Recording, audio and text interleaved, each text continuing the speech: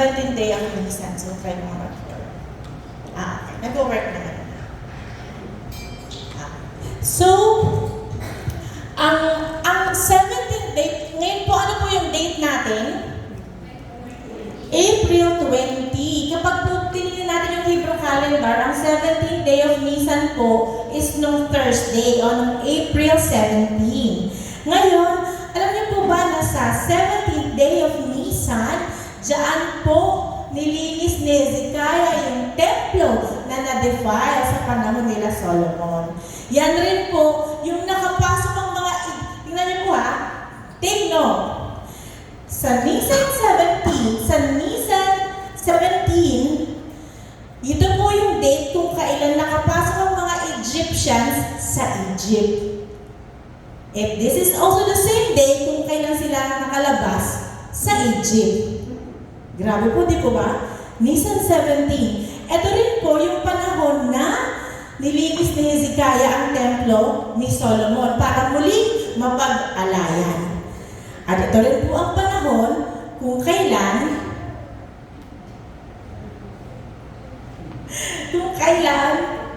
kayo na lang to. Kung kailan nagland ang Noah's Ark sa mountain of Ararat. Exactly the same day. And this is also the exact same day kung kailan hinati ni Moses ang Red Sea sa kapangyarihan ng Panginoon para padaanin ang mga Egyptians. And this is also the same day when Jesus rose from the grave. Amen. Nakakakilabot po, diba? Sino ang pwedeng mag-schedule ng ganyan kalupit? Thousands of years apart and yet happening at the precise same time. Ang Diyos na sinasamba mo ay hindi biro. Amen? He deserves the clap of praise. Hallelujah. Hallelujah. Imagine po ninyo na napagkasya ni Lord yan. Minsan nga po tayo, pinaplano natin mga simpleng bagay, hindi natin mapagsabay-sabay, di po ba? Ito yung plano ko sa anniversary natin. Pero nasisira kasi meron mga nagiging problema, nagiging aberya. Pero si Lord, ang sabi ng Panginoon, in Isaiah 46, 9-11, sorry po mo. Pakiayos mo na lang, Jess. Alalahanin ninyo ang mga nakaraang pangyayari, inyong kilalanin ako lamang ang Diyos. At maliban sa akin ay wala na iba. Sa simula pa'y itinakda ko na at aking inihayag kung ano ang magaganap. Sinabi kong tiyak na magaganap ang lahat ng balak ko. So, hindi po ba ang Panginoon ang nagtatalaga ng lahat from the end to the beginning or from the beginning to the end? Amen? Kagaya po ng sineselebrate natin ngayon. Ang sineselebrate po natin ngayon ay, ano nga po sineselebrate natin ngayon? Resurrection. Okay po? Naalala niyo po ba yung 7 feasts of the Lord? Naalala niyo po? So, ito po, kailangan memorize ng bawat Kristiyano. Kasi hindi po yan yung kung ano-anong pista. Ito po ang pista itinilaga ng Panginoon. Hindi lang sa mga Israelita, kung hindi sa atin pong mga mananampalataya. Sa totoo po, walang Holy Week na tinatawag. Walang Monday, Thursday, o Good Friday. Walang Black Saturday. Nothing. Meron po Passover o Passover week na ito po yung simula na pakidala mo nga dyan sa susunod na image dun sa isa pang feast. Yan. Ito po yung Passover na sinisimbolo na pagkamatay na Panginoong Jesus. Ang Feast of Unleavened Bread na sinisimbolo ng kanyang pagkakalagay sa libingan.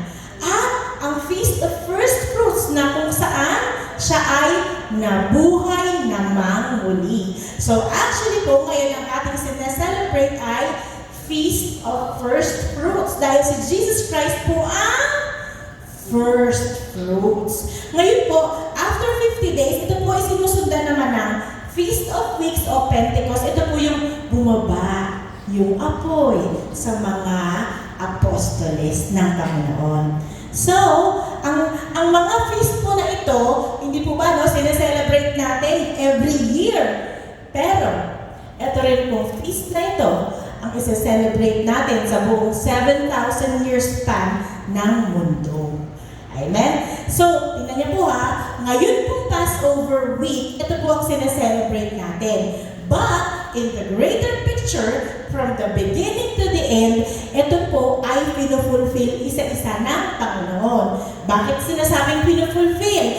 Pag sinabing pinufulfill, ang ibig sabihin, nagawa na niya. Amen? Tatanungin ko kayo, ang Passover mo ba o ang pagkamatay ay nagawa na niya?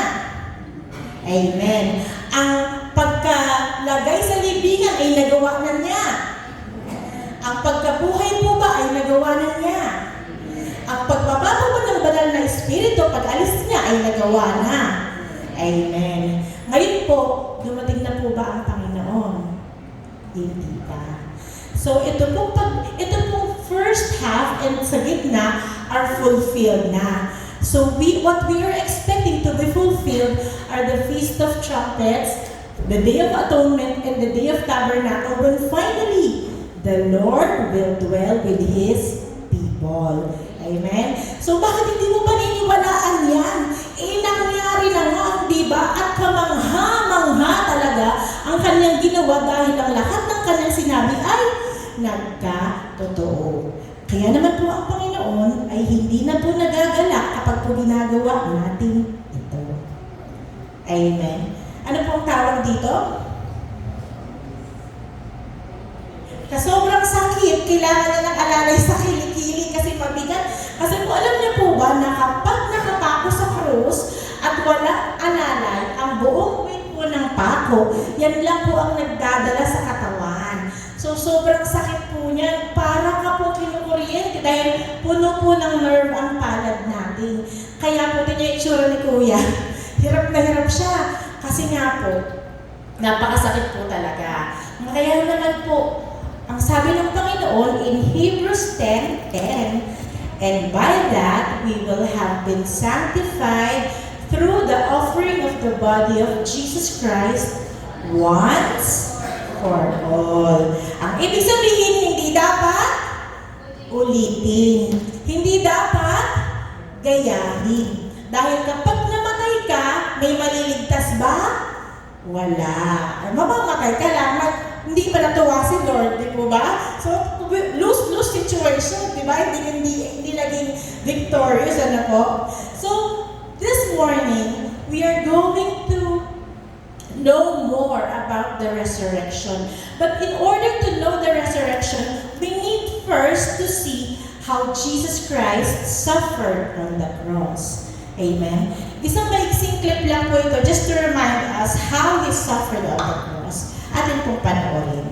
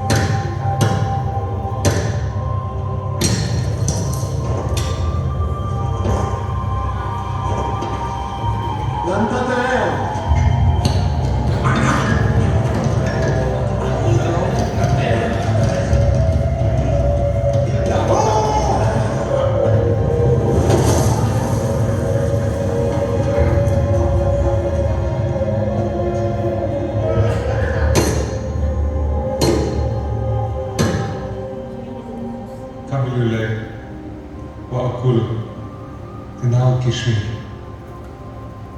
لكومه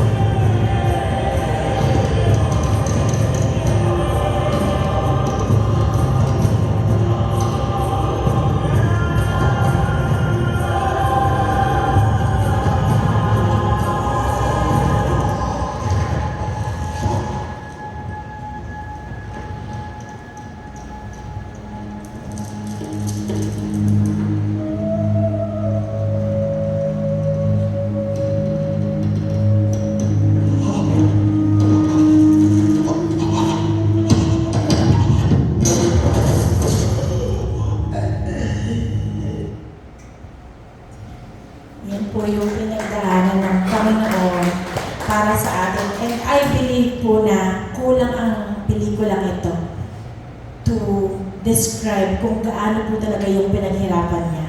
Pero alam mo ba natin kung para kanina itong pinaghirapan niya na ito? Para kanina po. Para sa atin. Hindi po ba nakakaiyak talaga para gawin ng isang tao yan para sa atin? Amen. So pagkatapos nito, ang Panginoong Diyos ay namatay. Amen. Siya po ay namatay, siya po ay nilibing, at siya po ay namatay. Meron po ba kayong alam na tao na, may alam po ba kayong tao na namatay at muling nabuhay? Meron po ba? Sa Bible, sino po ba ang taong namatay at muling nabuhay? Si Lazarus, amen. Si Lazarus, kasama ng lahat ng mga ginawa ng Panginoon ng milagro, namatay at muling nabuhay, ay anong nangyari sa kanila? Sila ay namatay muli. Okay po? Iba po ang Panginoong Jesus dahil ito po ang nangyari sa Kanya. Panoorin po natin.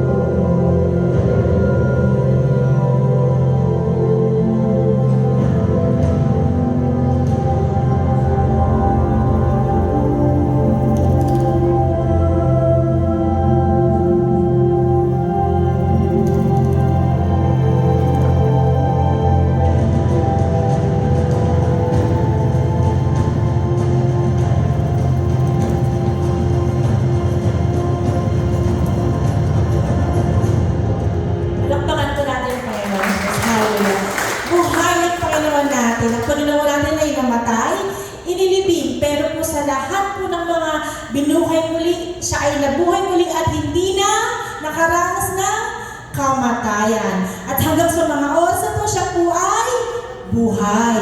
Nananatiling buhay at nakaupo sa trono kasama ng ating Ama. Amen? Yan po ang Diyos na sinasamba natin. Yan po ang Diyos na pinaglilingkuran natin. Yan po ang Diyos na kayang gumawa sa buhay natin dahil siya po ay buhay. Amen? Napakarami po mga Diyos-Diyos na ngayon po ay patay na. Ang pag-uusapan po natin ngayon ay hango sa Philippians chapter 3, verses 8 to 11.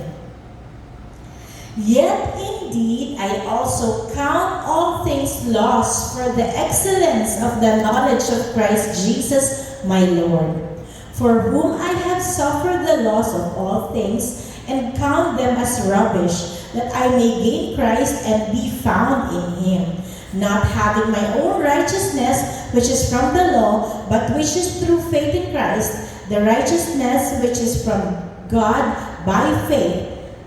Verse 10, that I may know Him and the power of His resurrection. That I may know Him and the power of His resurrection, and the fellowship of His sufferings, being conformed to His death, if by any means I may attain the resurrection from the dead. Basahin po natin sa Tagalog. Oo, itinuturing ko walang kabuluhan ng lahat ng bagay bilang kapalit ng lalong mahalaga ang pagkakakilala kay Kristo Jesus na aking Panginoon. Ang lahat ng bagay ay ipinapalagay kong walang kabuluhan at itinuturing kong basura.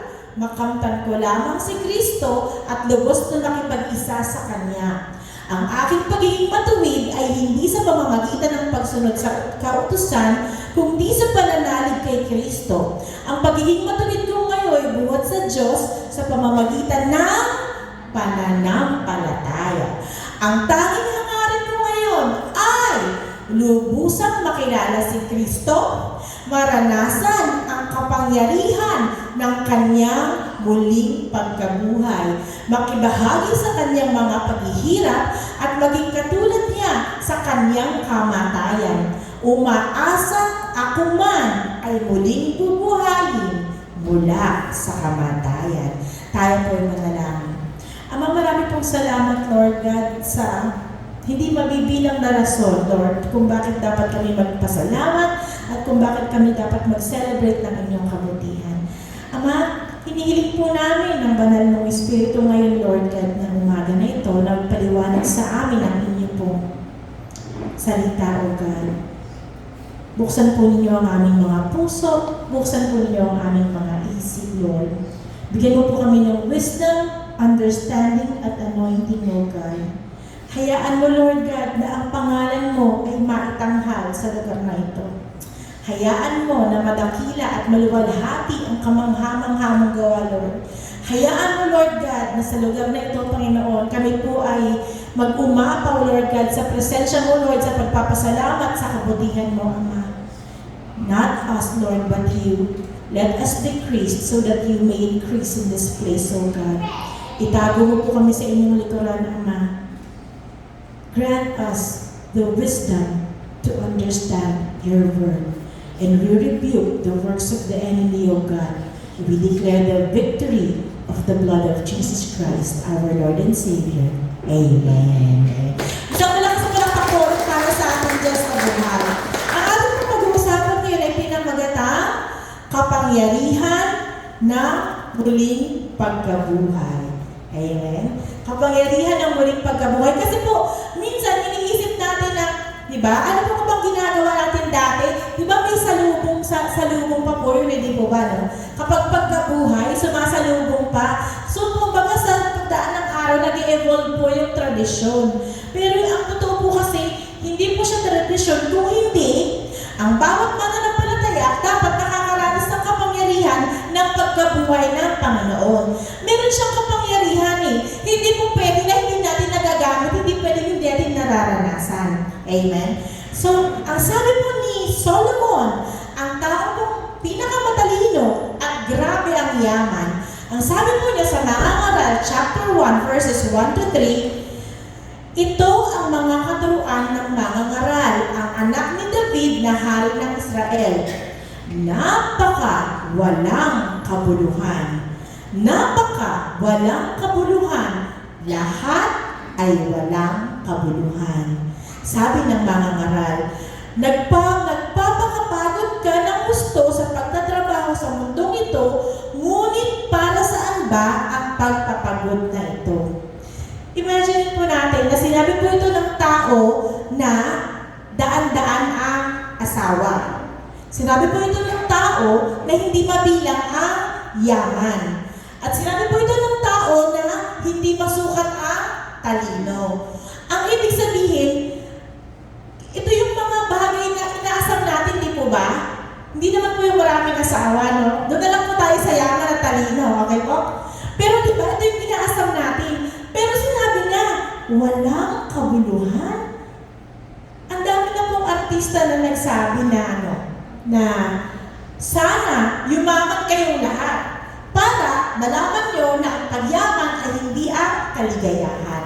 Amen? Sana dumami ang property ninyo o maging sikat kayo para malaman ninyo na hindi ang kasikatan ang kaligayahan. Kasi pagdating mo doon at wala naman ang Panginoon sa buhay mo, you will still feel empty. Totoo po yun. Bagamat hindi ko lang po naranasan ng ganoon, pero po, naniniwala po tayo sa Biblia, hindi po ba? Kaya po, hindi naman po sinasabi sinasabi ng Panginoon na huwag tayong magtrabaho, huwag tayong mangarap, huwag tayong magsikap. Ang importante lamang po, alam natin kung ano yung top of priority natin. Kung hindi po ang Panginoong Jesus. Amen? Ang sabi po sa 1 John chapter 2, verse 17, mawawala ang sanlibutan at ang lahat ng mga bagay na pinagnanasaan ng mga tao, ngunit ang mga sumusunod sa kalooban ng Diyos ay mabubuhay magpakailanman. Imagine mo, ang lahat ng mga bagay na ninanais mo ay maglalaho. Ang lahat ng mga bagay na gusto mo para sa iyo, sa anak mo, sa pamilya mo ay mawawala. Pero ikaw, na sumusunod at nagmamahal sa Panginoon, ay mabubuhay magpakailanman. Yun ang tunay na mahalaga. Amen? It is the constant recognition of our priorities. Ang sabi nga ng Panginoon in Matthew chapter 6, verse 33, but seek first the kingdom of God and His righteousness, and all, sabihin mo nga all these things shall be added to you. Saliksikin at hanapin mo ang Panginoon at ang Kanyang righteousness at ang konting bagay, ibang bagay, mangilang-ilang bagay ay mapapasayo. Hindi, di ba? Ang lahat ng mga bagay ay mapapasayo. So, it is just a matter of setting the heart. Minsan kasi sa sobrang sipag mo, nauuna na talaga yung mga material things at mga pangarap mo sa buhay mo, higit sa Panginoon. But, kapag inayos natin ang ating mga pangarap at ino natin ang Panginoon, kusa na lang po lahat yan ibibigay ng Panginoon. Sino ba ang may hawak ng yaman sa langit? Ang Panginoon. So, sino ang magre-release ng yaman sa langit papunta sa'yo? Ang Panginoon din. Ang ekonomiya ng Panginoon ay hindi nababankrupt at hindi din po kinakapos. Kaya po kung tayo ay kinakapos, maybe we are not setting our priorities right. Amen? We have to seek the kingdom of the Lord. The scripture is very clear. Ito po ang pinakamahalaga at wala nang iba. Ang sabi po ni Paul sa 1 Corinthians chapter 15 verse 3 to 8, sapagkat ipinagay ko sa inyo bilang pinakamahalaga sa lahat ang tinanggap ko rin na si Kristo'y namatay dahil sa ating mga kasalanan. Alam na natin yan, hindi po ba? Tulad ng sinabi sa kasulatan, inilibing siya at muling nabuhay sa ikatlong araw. Tulad din ang sinasabi ng kasulatan at siya nagpakita kay Pedro at saka sa 12. Verse 6, pagkatapos nagpakita siya sa mahigit 500 kapatid na nagkakatipon. Marami sa kanila'y buhay pa hanggang ngayon, subalit patay na ang ilan. At nagpakita rin kay Santiago at pagkatapos ay sa lahat ng mga apostol. Sa kahuli-hulihay, nagpakita rin siya sa akin. Kanino? Kay Paul. Very good, Brother Jason. Kay Paul. Nagpakita kay Paul. Kahit na ako'y tulad ng isang batang ipinanganak ng wala sa panahon. Kasi po, hindi po ba, ang Panginoong Hesus kasama ng mga apostles namatay, nasaksihan po nila yon. Pero si Jesus Christ po, hindi sila nag-abot ni Paul. Pero si Jesus Christ ay nagpakita kay Paul. Ito po yung napapunta po na sa road to Damascus po siya. Ito po yung nagpakita si Lord. Kasi po si Paul po ay matalino. Siya po ay meron ding lahat ng mga bagay, nakapag-aral, mayaman, may luho ng buhay. Pero po, siya po ay tagapagmusig ng mga Kristiyano. Kaya po sa road to Damascus, nagpakita po ang Panginoong Hesus, sinabi, Paul, bakit mo ako inuusig? And at that moment, nabaliktad ang mundo ni Paul. Nabulag siya for 3 days. Nagkaroon ng scale ang kanyang mata, hindi siya nakakita. And when the Lord removed the scale, siya po ay naging follower na ng Panginoon.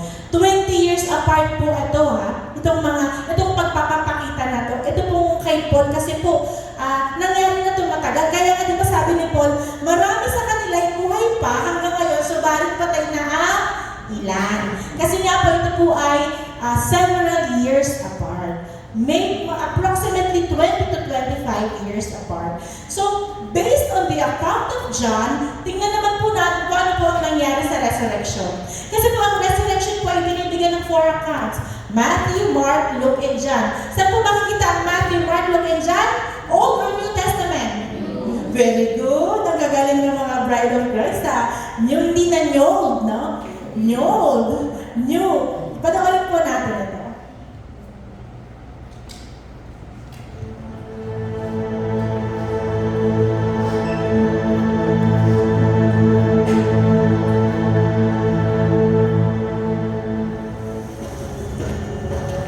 Now on the first day of the week, Mary Magdalene came to the tomb early, while it was still dark, and saw that the stone had been taken away from the tomb.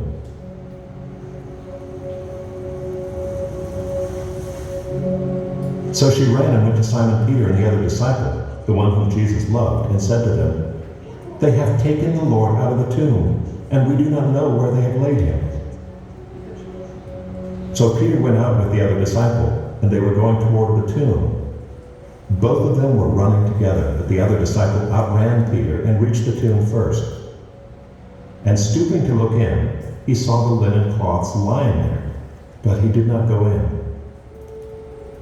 Then Simon Peter came, following him, and went into the tomb. He saw the linen cloths lying there, and the face cloth which had been on Jesus' head, not lying with the linen cloths, but folded up in a place by itself.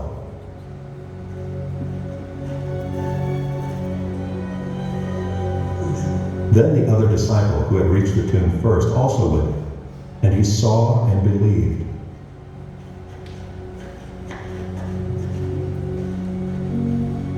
For as yet they did not understand the scripture, that he must rise from the dead. Then the disciples went back to their homes.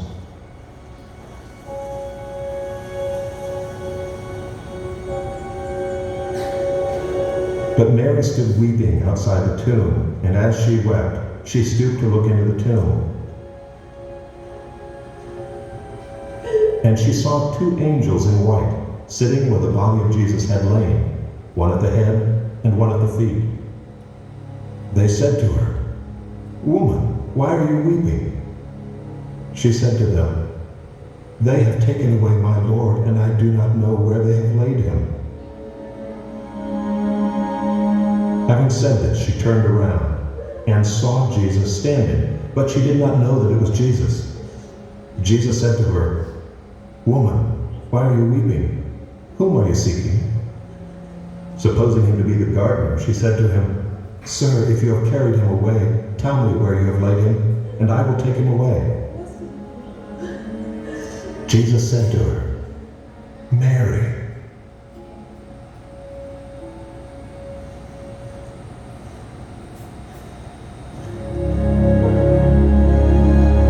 She turned and said to him in Aramaic, "Rabboni," which means teacher.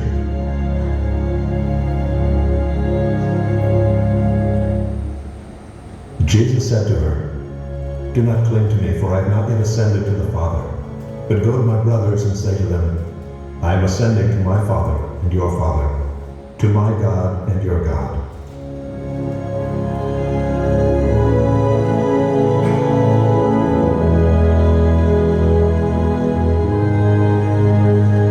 Mary Magdalene went and announced to the disciples, "I have seen the Lord," and that he had said these things to her. Amen. So wala sa pala po para sa akin ng Diyos na Lord. Ngayon po, ganito po ha, imagine po ninyo, kanina po huling nagpakita si Jesus Christ? Kay? Paul. Kay may button eh. Paul. Kay Paul. Kanina naman unang nagpakita si Jesus Christ? Kay? Hindi na kay Paul. Kay Mary Magdalene. Amen. Imagine po ninyo yung nakabalot na tela sa katawan ng Panginoong Jesus, no po? Kasi hindi naman po, di po ba si Lazaro, nung siya po ay nabuhay, ang sabi po ng Panginoon, kalaganin niyo siya, di ba? Kasi nakatali po siya at nakabalot. Pero ang Panginoon po, wala pong nagkalag sa kanya. Di po ba, ang nakabalot, alam niyo po pag nagbalot kayo ng suman, di ba? Pag nagbalot kayo ng suman, hindi niyo naman po yan matatanggal na isang tanggal na talagang isa-isahin niyo po yun. Ang nangyari po sa Panginoon, nung nakabalot po yung katawan niya, nung nag-resurrect po siya, nakahiga po siya sa libingan, bigla pong bumagsak na po yung tela. Kasi nawala na po ang katawan niya. Hindi po niya tinanggal. Hindi po niya itinatanggal.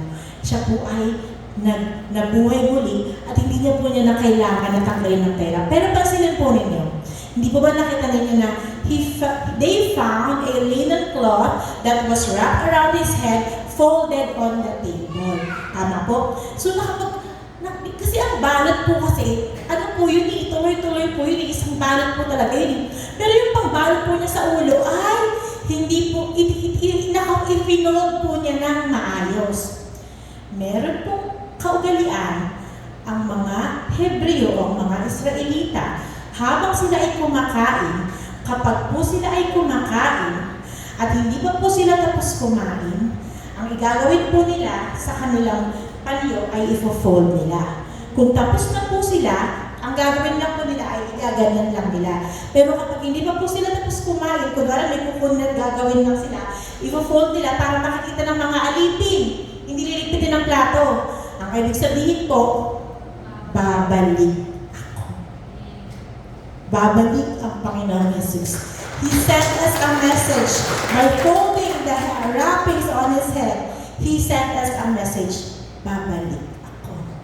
Hindi pa ako tapos, babalik ako. Amen? Kailangan po nalalaman ng mga tunay na Kristiyano ang kapangyarihan ng resurrection. What does resurrection really mean to me? Ano ang kinalaman ko sa resurrection? Si Lord lang naman yun. Binigyan naman niya ako ng buhay. Sapat na yun. Meron akong buhay na walang hanggan. Thankful na ako. Pero meron pong mas malalim na dahilan ang resurrection ng Panginoon. In 1 Corinthians chapter 15, verse 17, at kung hindi ulit binuhay si Kristo, kayo nananatili pa sa inyong mga kasalanan. Walang katuturan ang inyong pananampalataya. Paano nga ba naman magkakaroon ng katuturan kung patay naman pala yung Diyos na sinasabi natin, sinasamba natin? Hindi lamang iyan. Nilitaw pa na ang lahat ng mga namatay na sumampalataya kay Kristo ay napahamak. Dahil ang pag-asa nila, sila ay iniligtas ni Kristo, pero sila ay napahamak lang pala. Kung ang pag-asa natin kay Kristo ay para lamang sa buhay na ito, tayo na ang pinakakawawa sa lahat. Amen. Kung hindi po nangyari ang resurrection, kung ang Panginoong Hesus po ay namatay, inilibing lamang, period, wala po tayong pwedeng ipagmalaki at wala po tayong pwedeng asahan. Patay ang Diyos Patay ang Diyos natin, wala siyang kapangyarihan, wala siyang kakayanan na buhayin ang sarili niya.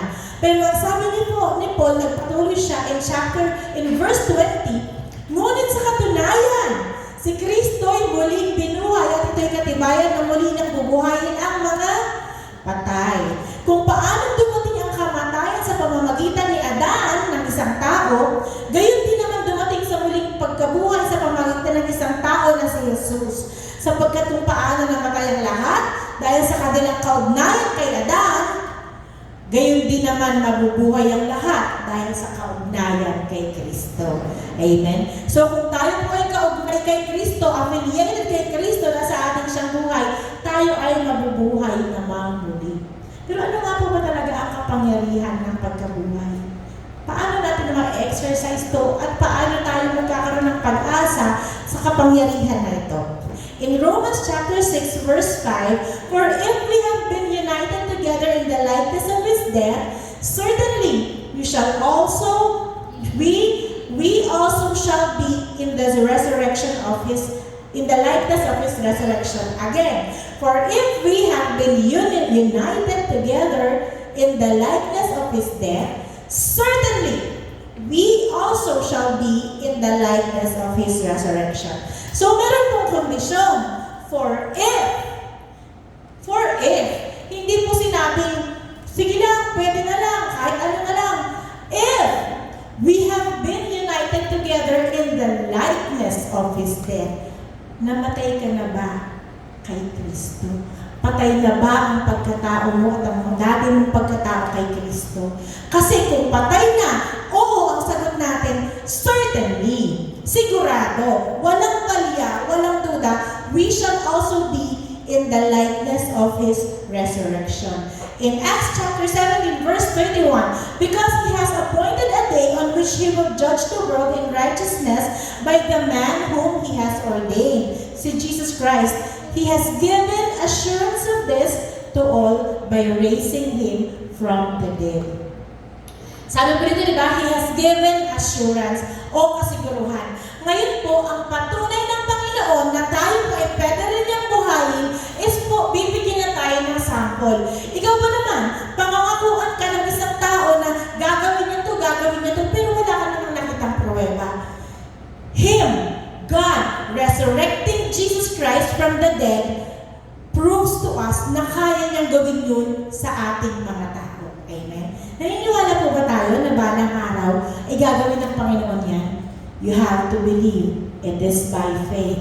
Kasi po, marami nga po na tradisyon lang, naniniwala lang, umaattend lang, sige, bahala na, basta at least nakapagsimba. But you have to understand, because attending church, going to church, or doing churchly or religious things will not save us. Amen? Hindi po yun ang makapagliligtas. Okay po? Kailangan po, the Spirit of Him, in Romans 8:11, the Spirit of Him who raised Jesus from the dead, kailangan na namumuhay sa atin. Doon lamang po sa pamamagitan na yun, tayo ay mabubuhay niyang muli. Amen? Again, mga kapatid, tayo po ay ligtas. We are saved not because Jesus died. We are saved because Jesus lives. Amen? Hindi po tayo naligtas dahil namatay siya. When He died, He took care of our sins. Binayaran niya ang ating kasalanan. Pero hindi tayo magkakaroon ng buhay na walang hanggan kung hindi din siya nabuhay. We are saved because He lives. Hindi po kumpleto ang kanyang sakripisyo kung hindi niya po naipahiya ang demonyo. Kaya naman, ang sabi ni Paul sa Romans chapter 6 verse 2, hindi tayo'y patay na sa kasalanan, paano pa tayo mamumuhay sa pagkakasala? Question, ano ang pagkakaiba ng dead in sin or dead to sin? Amen? Dead in sin or dead to sin. Ano pagkakaiba? Paul. Okay? So, ang dead in sin, patay ka dahil sa kasalanan mo. Ang kasalanan. Ang dead to sin, patay ang kasalanan sa buhay mo. Amen? Are we dead in sin? Or are we dead to sin? Patay ka ba dahil sa kasalanan mo o patay na ang kasalanan sa buhay mo dahil kasama na itong inilibing, kasama ng Panginoong Jesus. Amen? So, ang sabi nga po ng Panginoon ni Paul in Romans chapter 6 verse 23, for the wages of sin is death, ang kabayaran ng kasalanan ay kamatayan. Pero ang regalo ng Panginoon ay buhay na walang hanggan sa pamamagitan ng Panginoong Jesus. Dahil may pag-asa tayo in Colossians chapter 3 verses 1 to 4. If then you were raised with Christ, seek those things which are above where Christ is, sitting at the right hand of God. Set your mind on things above, not on things on earth, for you died. And your life is hidden with Christ. When Christ, who is our life, appear, then you will also appear with Him in glory. Ito po yung isang katangian ng tao, may kapangyarihan ng banal na Espiritu at may kapangyarihan ng muling pagkabuhay ng Panginoon. Ano pong sabi? If you were raised with Christ, seek those things which are above. Hindi mo po malaman. Siguro po, for sure naranasan niya to, na nung nakakilala kayo sa Panginoon, nung nagkaroon kayo ng intimate relationship sa Panginoon, yung mga bagay na makalangit na ang priority mo, di ba? Hindi ba? Nangyari yun na dati, ang priority mo, makapag-mall o kaya makapagpahinga, makapagpamasahe paglinggo. Pero nung nakilala mo ang Panginoon, mas naging priority mo na ang pagsisimba. Tama? Dito po sa Pride of Christ, nakikita po namin yan eh. Kasi po, ang dami po naman talagang mga tawag sa labas. Pero po, dahil nga tayo ay nakakilala na mas pinipili natin ang mga bagay na makamundo. At yun naman po ang bili ng Panginoon, set your mind on things above, not on things on the earth. Kasi po, anong mangyayari ng pangako ng Panginoon? For when Christ, who is our life, appears, kapag po siya ay biglang lumitaw at bumalik, then you will also appear with Him in glory. Amen? Diyos lamang ang nakakakita ng tunay na laman ng puso natin. Diyos lamang ang nakakakita kung talaga po bang tayo tunay na sa Kanya. And ito po ang magpapatunay. The Holy Spirit will testify, and the Holy Spirit will agree, and the Holy Spirit will be with Jesus. And if you have the Holy Spirit in your life, you will be appearing with Him in glory. Amen? Palakpakan po natin ang Panginoon Jesus. Grabe po kasi yung plano niya, no? Kagaya nga po ng sinabi natin, pinapaniwalaan naman natin ang karamihan ng bagay. Pero ang mga bagay na hindi pa nagaganap, ba't hindi natin paniniwalaan? Amen? Ang sabi po in Ephesians chapter 1, verse 17 to 21, napakaganda po nito, pangako ng Panginoon sa mga nananampalataya. Kailangan po ay alam po natin ito. Sabi po niya, that the God of our Lord Jesus Christ, the Father of glory, may give you the spirit of wisdom and revelation in the knowledge of Him. Ang sabi ni Paul, ganito po, na tayo po ay magkaroon ng spirit of wisdom. Sino po gusto ng wisdom? Spirit of revelation. Sino po gusto ng revelation? Ito po yung nagbabasa ka ng Biblia, tapos bigla kang binubugbog ng mga revelation na naiiyak ka, na namamangha ka, na nagpupuri ka kasi nauunawaan mo ang Biblia. Amen? Ito po yung pinapangako niya. Ang sabi ni Paul, and the eyes of your understanding being enlightened. Naliliwanagan ang mga mata mo. Hindi ka naglalakad sa mundo na para kang walang kamalay-malay. Nakikita mo yung mga danger sa mundo kahit hindi halata. Kasi meron kang enlightened eyes. Yun yung kapangyarihan ng muling pagkabuhay. Nagkakaroon ka ng open spiritual eyes na, ay, hindi ko gusto to kasi hindi to maganda. May masamang bunga to. We are given that power. We are given that opportunity. Hindi lang natin nagagamit. Amen? We have to use this. And the eyes of your understanding being enlightened, that you may know what is the hope of His calling, what are the riches of His glory, of His inheritance in the saints. Ang sabi po niya, ang kayamanan ng gloria ng Panginoon na ipinamamana niya sa kanyang mga anak. So, kung lumalakad tayo sa kapangyarihan ng muling pagkabuhay ng Panginoon, nag-uumapaw po tayo. Kung lumalakad tayo sa kapangyarihan ng muling pagkabuhay ng Panginoon, we are victorious and we are not defeated. Maaaring nagkakaroon tayo ng problema, but the Lord lifts us up again. That is the power of the resurrection. In chapter 19, what is the exceeding greatness of His power towards us who believe, according to His mighty power, which He worked in Christ when He raised Him from the dead. Alam niyo po, ang kapangyarihan ng Panginoon nung inilagay niya ang Panginoong Jesus sa sinapupunan ni Maria is the same power that He used to resurrect the dead. And it will also be the same power He will use kapag po tayo ay ni-resurrect niya muli. It is the same power that we will experience because God is sovereign and whatever God plans, yan po ay mangyayari.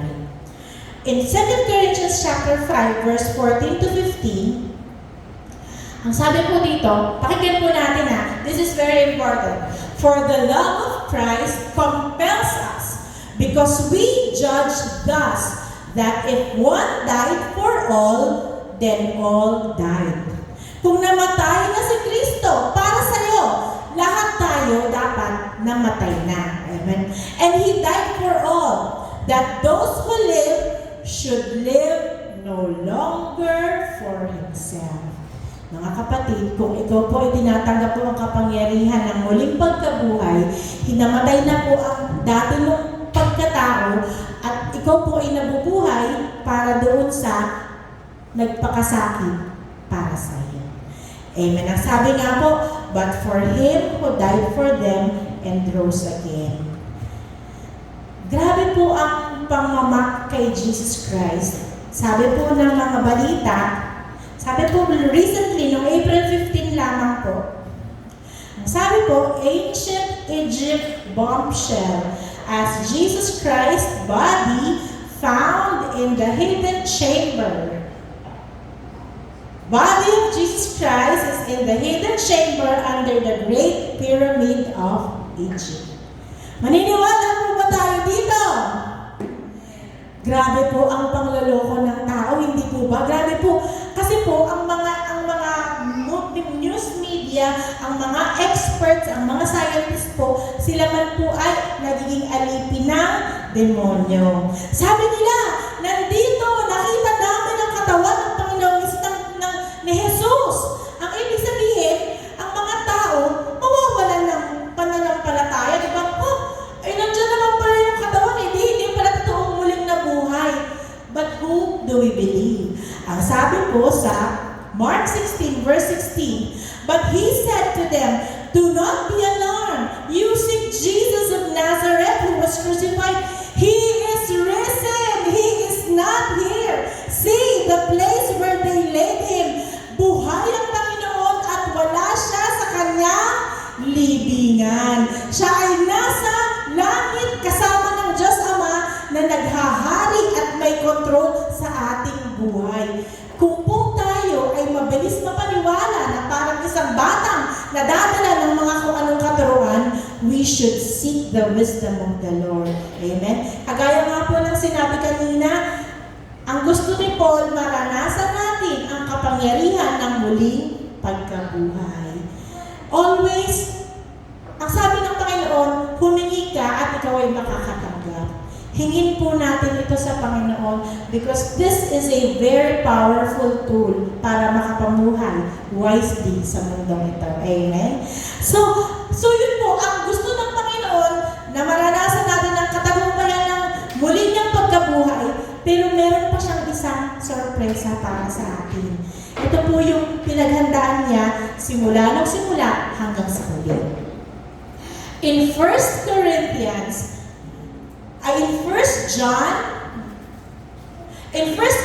chapter 15, verse 20 to 23. But now Christ is risen from the dead. Buhay ang Panginoong Jesus mula sa pagkakamatay and has become the first fruits.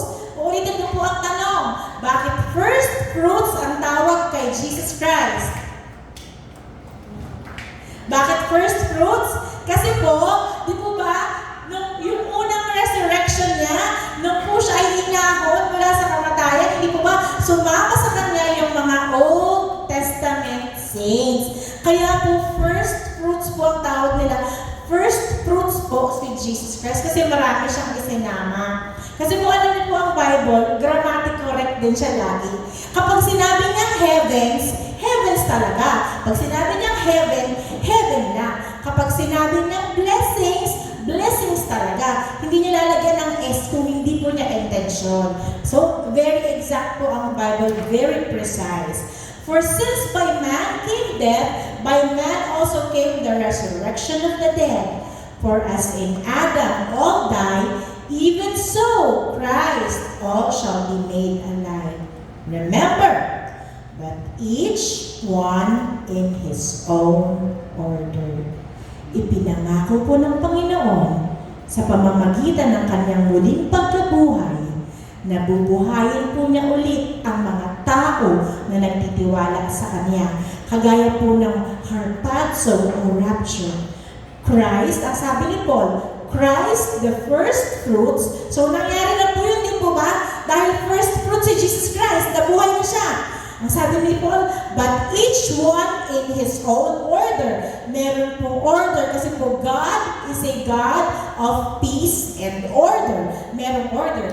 Christ muna and afterwards, those who are Christ at His coming. So, ang plano po ng Panginoon, ang display po niya is the resurrection ng Panginoon at afterward, isusunod po niya ang mga nananampalataya sa Kanya sa Kanyang pagbabalik. The resurrection of Jesus Christ is a display of what is about to come sa rapture of the church only at a million level. Ibig sabihin, mas marami nga lang po. Kasi sa panahon po ni Jesus, siya lang yung nabuhay. Amen? Kaya po ito po ay mangyayari pagdating ng panahon. Ang sabi in 1 John chapter 3 verse 2, mga minamahal, mga anak na tayo ng Diyos ngayon, mga minamahal, mga anak na tayo ng Diyos ngayon, ngunit hindi pa nahahayag ang magiging kalagayan natin. Mga minamahal, mga anak na tayo ng Diyos ngayon, ngunit hindi pa nahahayag ang magiging kalagayan natin. We do not know yet because hindi pa nangyayari, but we know in spirit. Ngunit alam natin sa pagdating ni Kristo, tayo ay magiging katulad niya sapagkat makikita natin kung sino talaga siya. When Christ is revealed, we will be revealed. When Christ is glorified, we will be glorified. Yaan ang pangako ng Panginoon sa mga taong nagmamahal sa Kanya. Yaan ang kapangyarihan ng muling pagkabuhay. There is so much power in the resurrection of Jesus Christ. So much promise na hindi naiintindihan ng mga tao. We have that reason to celebrate. But why was the stone rolled away in that case? Sino po ba ang nagtulak ng bato? Si Jesus po ba? Sino ang nagtulak ng bato? Paul! Sino nagtulak ng bato? Si Lord ba? Yung mga apostles ba? Ang nagtulak po ng bato ay ang kapangyarihan ng banal na Espiritu. Kasi po pagbaba ng mga anghel, lumindol nagkaroon po ng lindol, and the stone was rolled away.